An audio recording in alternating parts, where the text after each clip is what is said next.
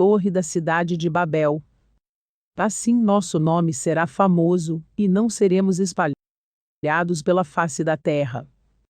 Gênesis capítulo 11 versículos do 1 ao 5.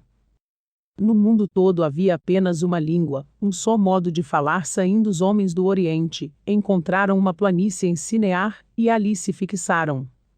Disseram uns aos outros: vamos fazer tijolos e queimá-los bem. Usavam tijolos em lugar de pedras, e piche em vez de argamassa.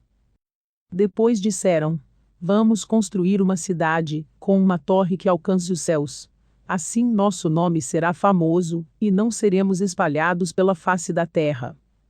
O Senhor desceu para ver a cidade, e a torre que os homens estavam construindo. Noé era filho de Lameque, o 10º descendente de Adão, viveu em uma época em uma geração caracterizada pela corrupção, maldade, espírito de rebelião. Apesar de Noé avisar as pessoas sobre a vinda do dilúvio, elas não escutavam, riam, zombavam, criticavam Noé, faziam piadas, chamavam de louco, de tolo, constrangendo, humilhando. Noé não se deixou levar pelas práticas pecaminosas de sua geração. Noé teve uma vida reta e íntegra diante de Deus. Por isso, achou graça perante de Deus. Noé tinha 600 anos de idade, quando as águas do dilúvio inundaram a terra. Apenas 8 pessoas sobreviveram ao dilúvio. Eram os membros da família de Noé, sua esposa e seus 3 filhos com suas respectivas esposas. Depois do dilúvio, todas as nações da terra descenderam de Noé.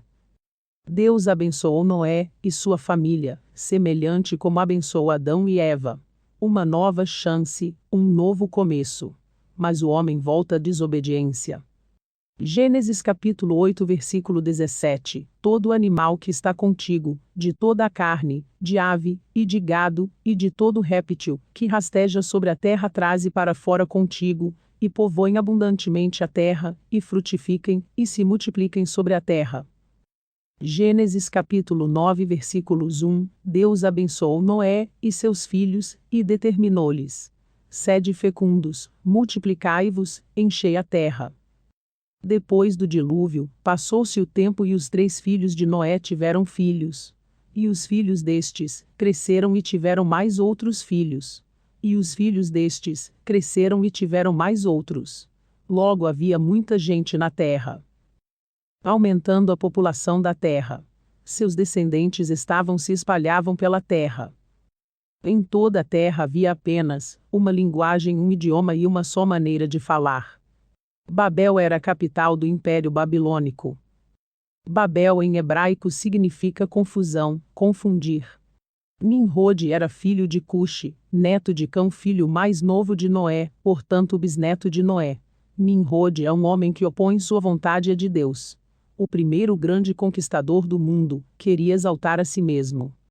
Mateus capítulo 16 versículo 26, pois que aproveita ao homem ganhar o mundo inteiro, se perder a sua alma? Ou que dará o homem em recompensa da sua alma? Descendentes dos filhos de Noé, que nasceram depois do dilúvio. Entre eles estava Nimrod. Esses descendentes estão registrados na Bíblia, no livro de Gênesis capítulo 10 versículos do 1 ao 12. São estes os descendentes de Sem, Cão e Jafé, os filhos de Noé. Aos 3, nasceram filhos depois do dilúvio. Os filhos de Jafé foram Gomer, Magog, Madai, Javã, Tubal, Meseque e Tirás. Pulando alguns versículos até chegar em Cuxi. Cuxi foi pai de Nimrod, o primeiro grande conquistador do mundo. Ele foi o mais valente dos caçadores, e por isso se diz, valente como Nimrod. No início, o seu reino abrangia Babel, Ereque, Acade e Calné. Na terra de Sinear, dessa terra ele partiu para a Síria, onde fundou Nínive, Reobote, Calá e Rezém, que fica entre Nínive e Calá, a grande cidade.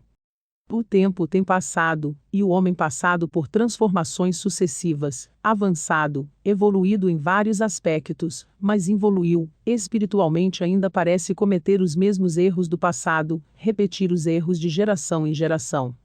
Adão e Eva, influenciados pela serpente, quiseram ser independentes de Deus. Eles mesmos queriam dizer o que é certo ou errado, autossuficiência. rebelaram juntamente com a serpente. A direção de Deus era que eles se espalhassem por toda a terra, tinha instrução, tinha orientação, mas eles queriam fazer o contrário. Os homens queriam ficar juntos numa rebelião contra Deus, ignorando a orientação, seguindo a própria vontade. Assim como nos dias atuais, temos a instrução, a Bíblia, orientação de Deus, Espírito Santo de Deus, dons do Espírito Santo, mas não seguimos, não ouvimos, não praticamos, fazemos como queremos, permanecemos na rebeldia. Podemos até fazer planos, pois somos criados à imagem e semelhança de Deus, que deu inteligência, criatividade ao homem, mas os planos devem ser confirmados, aprovados por Deus. Provérbios 16. Ser humano pode fazer muitos planos, contudo, quem decide é Deus. Então seguiram o plano deles, se reuniram para fundar uma cidade e construir uma torre muito alta.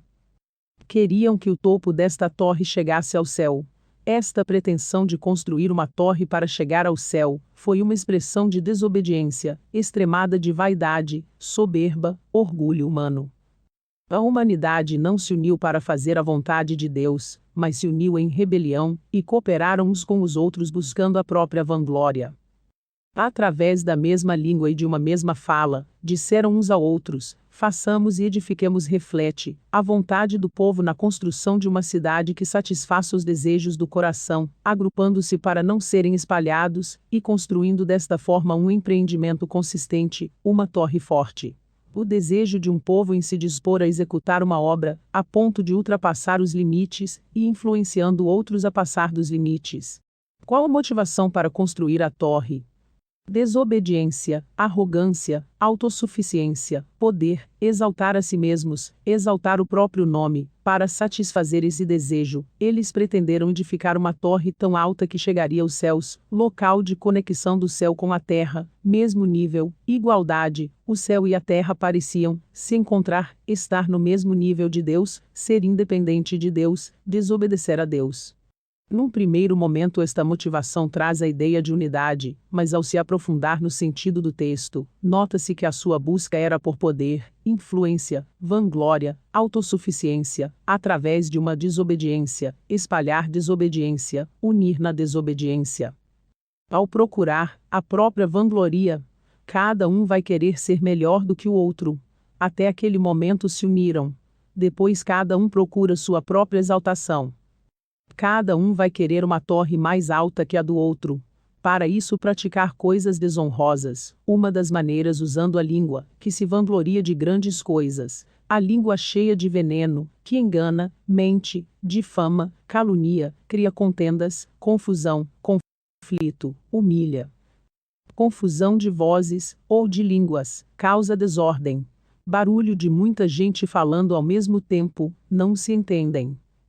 Deus não deixou o mal crescer, espalhar, então confundiu, para que não se entendessem, dispersou, separou. Para preservar a fidelidade, deve haver separação do pecado. A língua, ou seja, o que falamos, dizemos, pode nos levar à nossa própria condenação, depende da maneira que usamos. Se usamos para o mal, condenação, morte. Provérbios 18. A morte e a vida estão no poder da língua. O que bem a utiliza come do seu fruto. A humanidade continua construindo suas torres, constrói com a intenção ter poder, deter o poder e obter notoriedade, exaltação. O espírito de Babel, objetivo exaltar o homem e o desejo de dominar em seu próprio nome. A globalização demonstra como as ambições humanas podem ser realizadas através dos arranjos políticos, econômicos e religiosos em escala, que atinge a toda a sociedade. Minorias são beneficiados e a maioria são prejudicados. Como as intenções humanas podem conduzir a sociedade à destruição da terra também, quando ela se une na busca de seus próprios interesses sem restrições morais, desconsiderando Deus para realizar suas ambições. Temos a distinção do céu e da terra. A terra está debaixo da soberania dos céus, ou seja, de Deus. Quando o ser humano se eleva, ensoberbece, envaidece-se colocando em igualdade com os céus, ele acha que pode fazer o que quiser, que qualquer coisa se torne permissível. Em toda a terra havia apenas uma linguagem e uma só maneira de falar, todos queriam a mesma coisa, a união era para conseguir, assim como muitas pessoas se unem para praticar o mal, se unem em rebelião, se unem contra outra pessoa para prejudicar, falam da mesma maneira, as mesmas intenções, assim não havia nenhuma dificuldade de comunicação, pois queriam a mesma coisa, que teve papel importante na sua organização e mobilização das pessoas em prol do projeto comum. Tiago capítulo 3 versículo 2, porque todos tropeçamos em muitas coisas. Se alguém não tropeça no falar, é perfeito varão, capaz de refrear também todo o corpo. A língua é um pequeno órgão do corpo, mas se vangloria de grandes coisas. Vejam como um grande bosque é incendiado por uma simples fagulha. Assim também, a língua é um fogo, é um mundo de iniquidade. Colocada entre os membros do nosso corpo, contamina a pessoa por inteiro, incendeia todo o curso de sua vida, sendo ela mesma incendiada pelo inferno. A sociedade contemporânea também tem caminhado nesta direção, e a comunicação, a palavra humana contrariando a palavra de Deus, é a ferramenta para disseminar o desejo contido no coração, para que a humanidade vá em direção contrária à vontade de Deus. A cidade como uma obra humana, deve ser vista como um espaço social, como o conjunto das relações sociais, que ocorrem dentro de um espaço geográfico. Empregando todos os meios, para atingir os níveis mais altos de reconhecimento e realização, estavam construindo uma cidade sob o prisma do orgulho e vaidade humana. O mundo é uma espécie de espaço unificado, uma idolatria global. A ação humana tanto em Babel, como em nossos dias caracterizado por ambição, cobiça, poder, exaltação, que são as paixões humanas. Deus mostra, portanto, sua soberania sobre tudo, inclusive os planos humanos. Para que haja comunicação, não é necessário apenas palavras, mas entendimento. Eles não se entendiam. Um não falava a mesma língua do outro. Para se comunicar é preciso, mais do que palavras, é necessário compreensão. Comunicar é pôr em comunicação, o ato de se comunicar é conseguir transmitir ao seu ouvinte a mensagem correta, da melhor forma possível. Comunicar é tornar comum, através da comunicação, partilhar, receber e passar informações a outras pessoas.